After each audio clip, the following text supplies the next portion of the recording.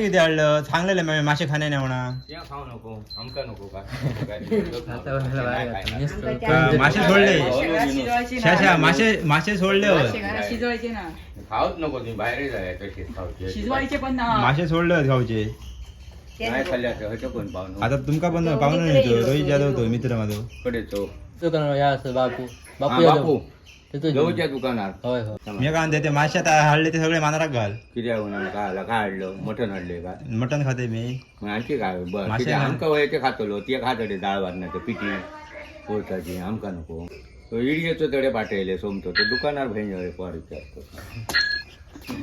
माशामुळे वाट लागली सगळी.